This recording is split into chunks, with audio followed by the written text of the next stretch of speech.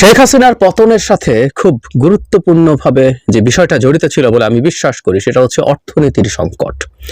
সাধারণ মানুষের কাছে অর্থনৈতিক সংকট খুব সিম্পল। সাধারণ মানুষ বলতে খেটে খাওয়া মানুষ, যারা কম উপার্জনে জীবনযাপন করে, আমি তাদের কথা বলছি। তাদের কাছে অর্থনৈতিক সংকট হচ্ছে তারা কিনতে পারছেন না তাদের নিত্য ব্যবহার্য পণ্য, ভোগ্য পণ্য। মূল্যস্ফীতি তাদের জীবনে নাভিশ্বাস তুলেছিল, তারা রাস্তায় নেমে এসেছিলেন। ডক্টর ইউনূসের সরকারের সময়ও কি সরকার সেটাকে ঠিকমতো হ্যান্ডেল করছে, সে প্রশ্ন আসে। এবং আমি একটা কথা শেখ হাসিনার সময় বহুবার বলেছি, সেই কথাটা এই সরকারকেও বলতে চাই। সেই উন্নয়ন কোনো উন্নয়ন না যে উন্নয়নের কেন্দ্রে মানুষ থাকে না, যে উন্নয়নের কেন্দ্রে মানুষকে ভালো রাখার চিন্তা থাকে না, সেটা কোনো উন্নয়ন না। কথাটা এই জন্য বললাম, বাজারে পণ্য মূল্য নিয়ে প্রচুর আলোচনা।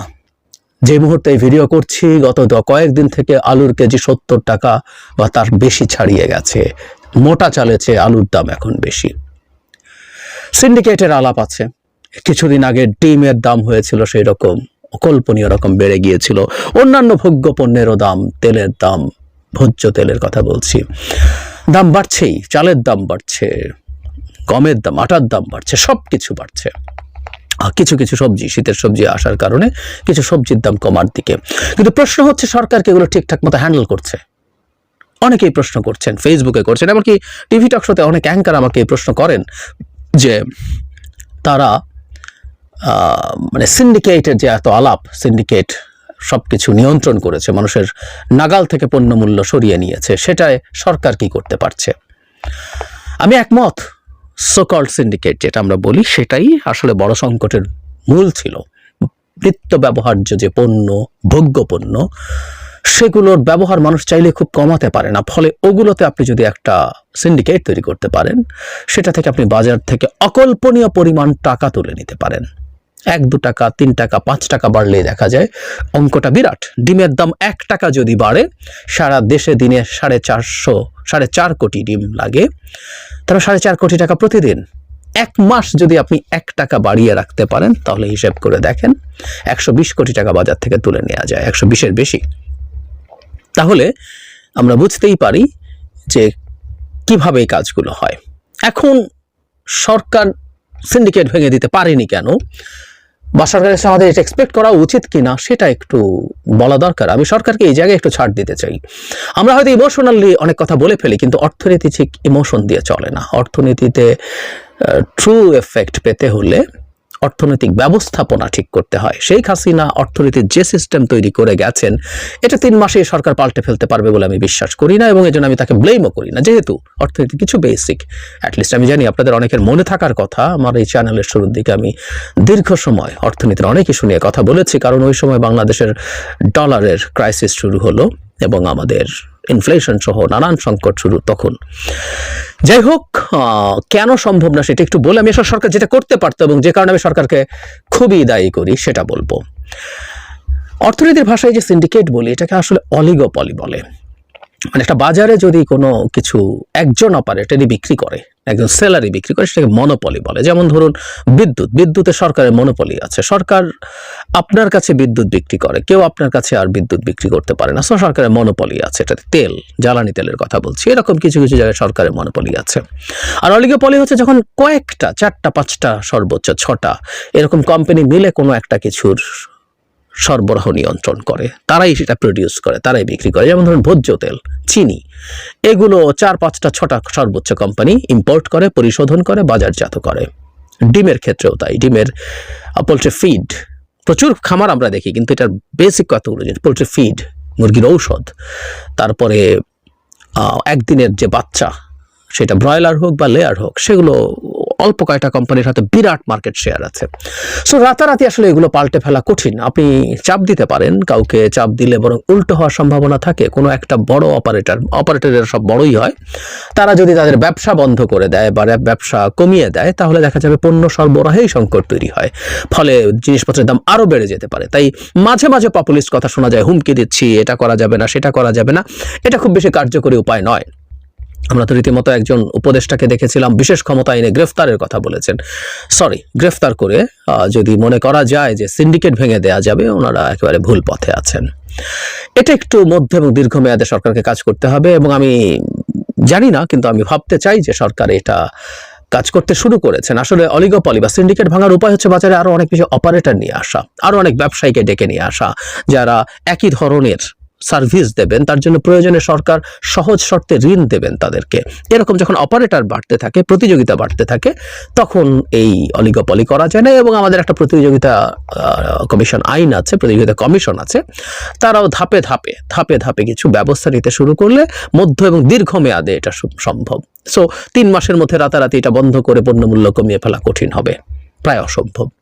কিন্তু যে কাজটা সরকার করতে পারতো, এই কারণে আমি বলছি মানুষ কেন্দ্রিক সার্ভিস বা উন্নয়ন, সেটা হচ্ছে সরকার সাবসিডাইজড প্রাইসে মানুষকে অনেক বেশি পণ্য দিতে পারতো। আমরা দেখছি ঢাকায় এখনো টিসিবি ট্রাকে পণ্য বিক্রি হচ্ছে এবং খুবই দুঃখজনক, শেখ হাসিনার সময় এসব ট্রাকের পেছনে যত লাইন দেখা যেত এখনো একই রকম লাইন দেখা যায়। তার মানে যতটা পর্যাপ্ত সংখ্যক ট্রাক থাকার কথা ছিল অতটা পর্যাপ্ত সংখ্যক ট্রাক নেই। এর মধ্যে আমরা মিডিয়াতে নিউজ পাচ্ছি লাইনে দাঁড়িয়েছেন ঘন্টার পর ঘন্টা, কিন্তু শেষ পর্যন্ত পণ্য শেষ হয়ে যাবার কারণে পণ্য পাননি। এই তথ্য এখন মিডিয়াতেও আসছে। শেখ হাসিনার সময় একটা কলাম লিখেছিলাম, যে কারণে টিসিবি ট্রাক 400, সম্ভবত এইভাবে 400ই সম্ভবত ছিল তখন ঢাকা শহরে, এত বড় একটা শহর। সেখানে বলতে চেয়েছিলাম শেখ হাসিনার উন্নয়ন হচ্ছে একটা স্বৈরাচারের তথাকথিত উন্নয়ন, যেখানে কয়েক গুণ বেশি ব্যয় করে কিছু ভৌত অবকাঠামো তৈরি করে দেখানো হবে যে এটা উন্নয়ন, এই ব্রিজ, এই কালভার্ট, এই ফ্লাইওভার, এই মেট্রো রেল, এই এলিভেটেড এক্সপ্রেসওয়ে। এবং আমরা অনেক মধ্যবিত্ত খুবই গদগদ হয়েছি এটা নিয়ে। একবার মেট্রো রেলে উঠে দারুণ গদগদ হয়ে বলেছে, বাহ, উন্নয়ন তো হয়েছে। সো এটা হচ্ছে স্বৈরাচারের উন্নয়ন। সে কারণে স্বৈরাচার মানুষ খেতে পারলো কি পারলো না, মানুষকে ঘন্টার পর ঘন্টা লাইনে দাঁড়িয়েও পণ্য পাচ্ছে না, তাতে তার কেয়ার করে না। আবার একটু আইওয়াশ মতো কিছু ট্রাক তারা দেয়। আমি সেই জিনিসটা এখন দেখছি এবং এটা আমি দেখতে প্রস্তুত নই। হিউম্যান সেন্ট্রিক ডেভেলপমেন্টের সংজ্ঞা শুধু ভৌত। আপনি এমন চুরি না করেও যদি শুধু ভৌত অবকাঠামো তৈরি করেন, সেটা উন্নয়ন না। মানুষের শিক্ষা, স্বাস্থ্য এবং মোস্ট ইম্পর্টেন্টলি সামাজিক নিরাপত্তা খুব গুরুত্বপূর্ণ উন্নয়নের পার্ট। তো এই সরকারও তো সেই জায়গায় মনোযোগ দিচ্ছে না। এই জিনিসটা সরকার ইমিডিয়েটলি করতে পারতো। মানুষ কষ্টে আছে, মানুষ খাওয়ার কষ্ট করছে, সুতরাং এই মুহূর্তেই আমি অনেক অনেক ট্রাকে পণ্য বিক্রি করব। তাতে তাত্ত্বিকভাবে বলছি কিছু অপচয়ও যদি হয় হোক, আমি আমার গরিব মানুষকে ভালো রাখতে চাই। আলুর কেজি 70 টাকা হলে আমরা অনেকেই হয়তো খুব বেশি সাফার্ড হই না। চালের কেজি যদি 5 টাকা বাড়ে প্রতি কেজিতে, এর মধ্যেই বেড়েছে, আমাদের অনেকের কিছু আসে যায় না। কিন্তু এই দেশে কোটি কোটি মানুষ, সংখ্যাটা বিরাট। আমরা সম্প্রতি জাতিসংঘ এবং দেশে কাজ করা কতগুলো আন্তর্জাতিক সংস্থার একটা রিপোর্টে দেখেছি দেশের অন্তত 26% মানুষ মারাত্মক খাদ্য সংকটে আছে, খাদ্য নিরাপত্তা ব্যাহত আছে তাদের মারাত্মকভাবে।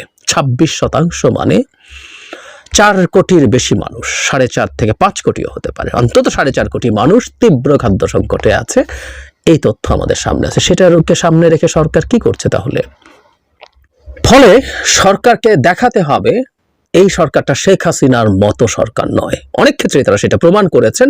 কিন্তু প্রধান যে জায়গাটা সেটা হচ্ছে গরিব মানুষকে, দরিদ্র মানুষকে ভালো রাখা, মূল্যস্ফীতি নিয়ন্ত্রণের পদক্ষেপ নিন, তার জন্য সময় লাগুক। এবং কতগুলো বাস্তব তথ্য আমরা বাংলাদেশ ব্যাংক গভর্নর এবং অর্থ উপদেষ্টার কাছ থেকে শুনেছি। That's fine. আমি যেহেতু অর্থনীতির বেসিকটুকু অন্তত বুঝি, তাতে আমি বুঝি যে এটাও রাতারাতি করে ফেলা কঠিন, কিন্তু যে কাজটা করে সাধারণ মানুষকে ভালো রাখা যায় সেটা রাতারাতি করে ফেলা যায়। সুতরাং যে কাজটা রাতারাতি করে ফেলা যায় সে কাজটা যখন করা হয় না, সেটাকে আমি ভালোভাবে দেখতে চাই না।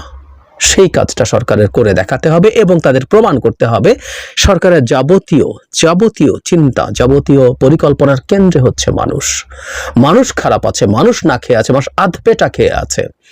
এটা ভয়ঙ্কর ব্যাপার। আমরা আগেও যখন আলোচনা করেছি শেখ হাসিনার সময় যে তীব্র মূল্যস্ফীতিজনিত কারণে মানুষ তার পুষ্টি বঞ্চিত হচ্ছে, তাতে একটা বিরাট ঝুঁকি আছে।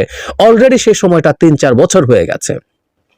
তার মানে একটা শিশুদের একটা প্রজন্ম অপুষ্ট হয়ে বেড়ে উঠছে। এই অপুষ্টির মাসুল কিন্তু আমরা দশকের পর দশক দেব।